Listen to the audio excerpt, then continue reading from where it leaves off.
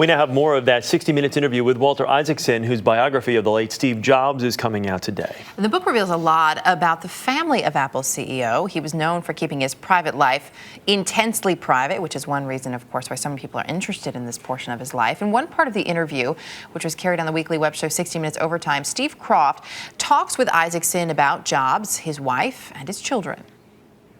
Do you have a picture of the family? Oh, sure. Look. The thing that struck me was that I'd never seen any of these pictures before.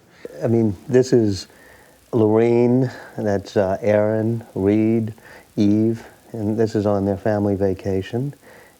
I knew very little about his family life. I knew that he was married. I didn't know anything about his wife. I didn't know anything about his kids. Now, this is Reed, his son, and Reed, see, I'll show you a couple of other pictures of Reed. That's Reed.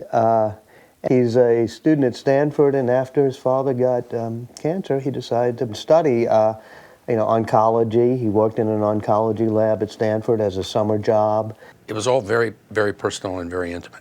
Reed just adores his father. When I was first working on the book, he came to see me and said, let's take a walk, very much like his father would have done. And he says, I know you're going to hear a lot of stories of my dad being tough and brutal to people, but I want you to know that he really cares about the products, and he wasn't just out to make money or to be a great businessman. Erin actually called me too. I mean, she was 16 about 6 months ago, and I hadn't interviewed her. I mean, you don't interview her. She said, I want you to interview me. I said, well, have you talked to your mother? And I talked to Lorene. She said, yeah, you can interview her. And she said, I just want you to know that I understand that my father wasn't there all the time. He worked hard, but I appreciate what he did, and I've come to accept the fact that he couldn't be there with me all the time. Interesting, this is Lisa, the daughter from a previous relationship. Mm-hmm. And for a while it was very troubled, especially, of course, when he was, not really taking charge of paternity for her. But they became closer eventually. Earlier this year, came back and had a nice long talk with him, and then, of course, was there a few weeks ago, when he was very sick and wasn't going to make it. I didn't know anything about the way he lived.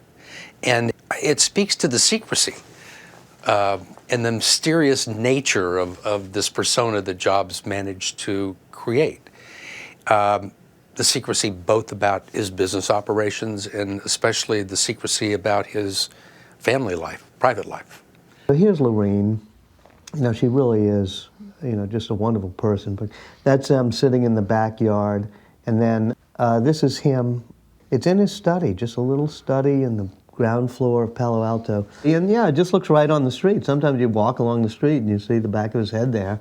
He's working on things, and there they are in the garden. It was like looking at a family album, wedding pictures from 20 years ago. Here's at the wedding. And this is Lisa. Lisa had not yet moved back into her father's house, was still living with her mother. How old was Steve when they got married? He was in his mid-30s, 34, 35. And so this was while he was at Next? It was while he was at Next. Before he came back to Apple? Before he came back to Apple. He had left Apple in '85 and then met Lorene at a talk he gave at the Stanford Business School.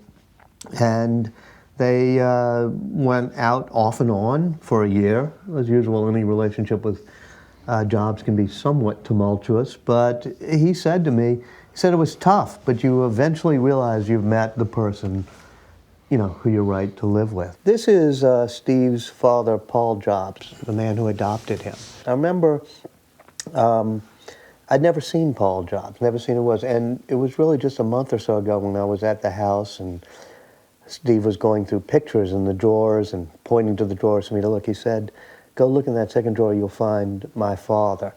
And that was a picture of him which I love, which is, him holding Steve when Steve was 1 year old. This is in their house in Silicon Valley.